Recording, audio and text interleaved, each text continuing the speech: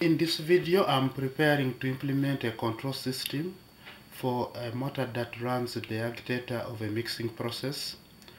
I want to control the motor through an HMI that has got three buttons: the starting button, the stopping button, and the change direction button. For the hardware, I have a three-phase motor. I also have a VFD of 1.5 horsepower capacity, and I have a Micrologix 1000 PLC. You can use the VFD to control the motor through its panel, but to do that, it means that you have to have access to the VFD all the time. Remember that VFDs are usually part of the bigger machine, and they are usually located in the control panel of the machine. And sometimes you have more than one VFD. That means that you have to mark your VFDs correctly so that you can access them and control the motor accordingly. The other way you can control the motor through this VFD is using its Ethernet IP port. But in order to use that Ethernet IP port, your PLC must have capability to communicate through Ethernet IP.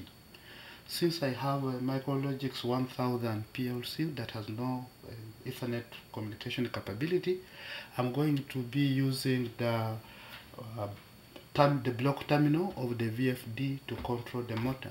That means that I'll be sending digital signals to the VFD from the Micrologix 1000 PLC in order to control the motor.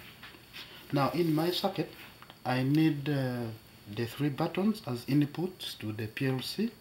So if this is my PLC, it has got a number of inputs. Micrologix PLCs and inputs are numbered from 0. That's the first input is 0.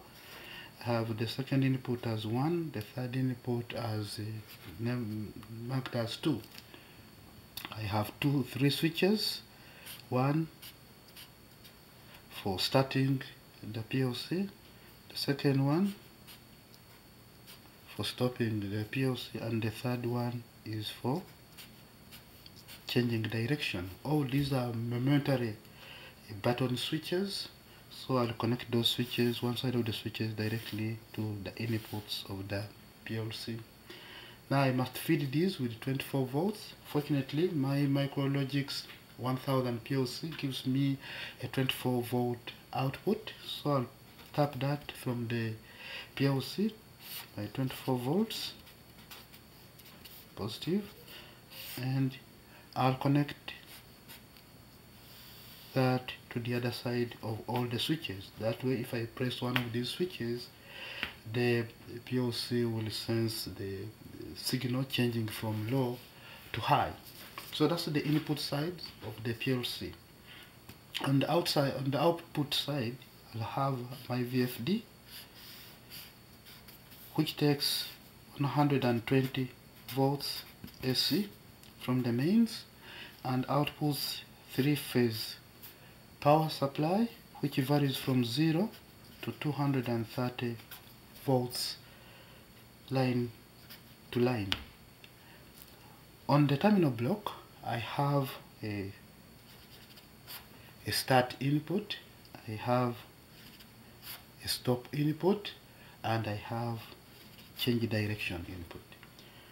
The VFD starts the motor when it receives a pulse on the start input, and in order for the motor to run, the stop input must be continuously high.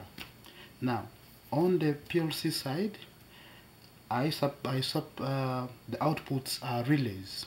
The outputs are relays on the PLC side. So when they're active, the relays close. So I have got one output. I have got output 0, which will be used for starting. I have got a second output, which I call output 1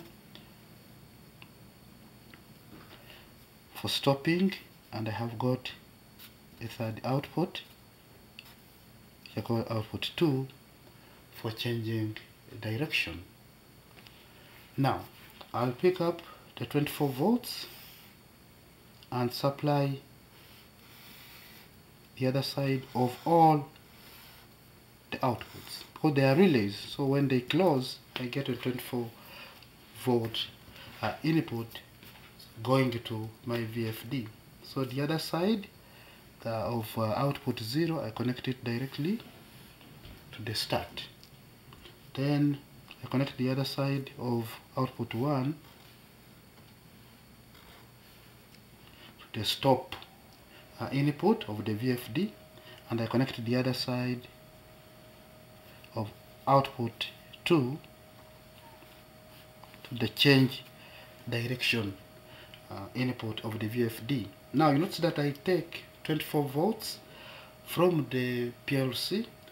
The VFD also has got capability to give me an output of 24 volts that I could have used to change the inputs here from low to high, but since I'm using the one from the PLC, I must connect the common on the terminal block to the common of the PLC, so that I have a common ground for both the PLC power and the power from the VFD. The Micrologix 1000 PLC takes an input of 120 volts AC to power it up.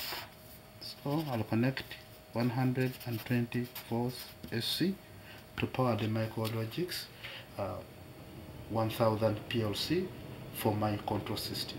Now I've got the circuit diagram.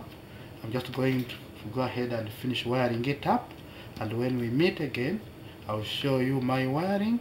Once we finish the wiring, I'll go ahead and program the control system. Thank you very much.